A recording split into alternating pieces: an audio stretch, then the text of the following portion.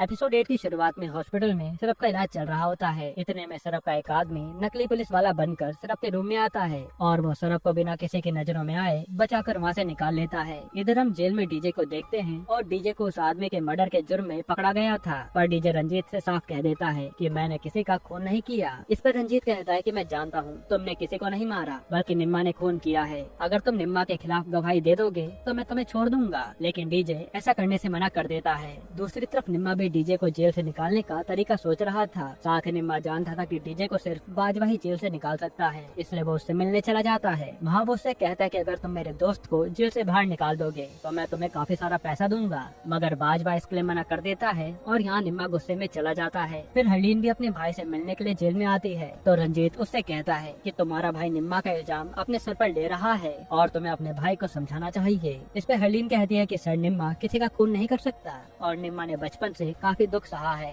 निम्मा तो सिर्फ अपने परिवार को खुश रखने की कोशिश कर रहा है। तब रंजीत कहता है कि निम्मा अपने परिवार को बचाने के लिए काफी परिवारों को उजाड़ चुका है। इतना कहने के बाद वो वहाँ से चला जाता है। इसके बाद हम गोरी को देखते हैं जो अपने पति के सभी लीगल काम के बारे में जान गई थी, इसलिए गोरी बाजवा से कहते कि मुझे तुम्हें अपना पति कहते हुए शर्म आ रही है और मैं तुम्हारे खिलाफ केस करूंगी। पर बाजवा को गोरी की बातों से कोई भी फर्क नहीं पड़ता और वो उसे कहता है कि मैं बिजनेस के लिए कुछ भी कर सकता हूँ। यहाँ बाजवा का कहना साफ था कि अगर कोई भी मेरे रास्ते में आएगा तो मैं उसे जान से मार दूंगा। इधर निम्मा हरलीन से मिलने जाता है, लेकिन हरलीन गुस्से में निम्मा से कहती है कि तुम्हारी वजह से डीजे जेल में कैद है और तुम्हें पुलिस को जाकर सारी बात बता देनी चाहिए। इस पे निम्मा कहता है कि तुम चिंता मत करो, डीजे को कुछ भी नहीं होगा, मैं डीजे को जल्द ही जेल से बाहर निकाल लूंगा। ये कहने के बाद निम्मा वहाँ से जाने लगता है, पर तभी कुछ लोग हरलीन को आकर गोली मार देते हैं। तब निम्मा जल्दी से हरलीन को इलाज के लिए हॉस्पिटल लेकर जाता है। उसी समय निम्मा को सरब का कॉल आता है जो कहता है कि अभी तो मैंने सिर्फ तुम्हारी गर्लफ्रेंड को मारा है, आगे मैं तुम्हारे पूरे परिवार को खत्म कर दूंगा। और सरब की बातों से निम्मा को बहुत गुस्सा आता है। असल में सरब अपने भाई का बदला लेने के लिए निम्मा को मारना चाहता था। दूसरी तरफ निम्मा अपने मॉम डैड से जाकर कहता है कि जब तक मैं वापस नहीं आ जाता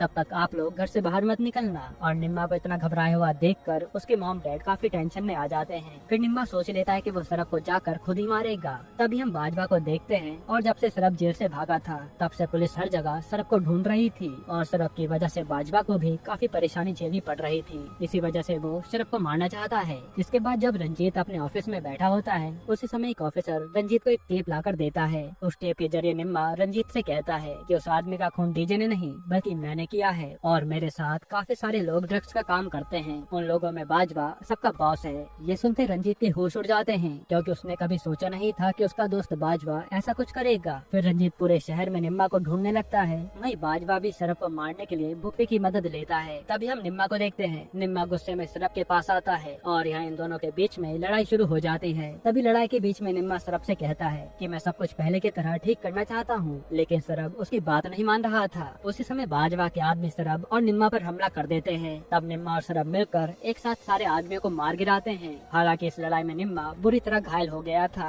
उसी समय पुलिस वहाँ आ जाती है और पुलिस वाले जल्दी से निम्मा को हॉस्पिटल लेकर जाने लगते हैं, मगर बीच रास्ते में निम्मा की मौत हो जाती है, जिसके बाद पुलिस सरब को दोबारा से अरेस्ट कर लेते हैं। फिर निम्मा के मरने के बाद पुलिस बाजवा के खिलाफ भी एक्शन लेती है और डीजे को छोड़ दिया जाता है। वहीं अब हरलीन और निम्मा के माँ बाप अकेले पड़ गए थे। यहीं पर यह वेब सीरीज खत्म होती है। दोस्तों, आपको ये वेब सीरीज कैसी लगी हमें कमेंट में जरूर बताइएगा।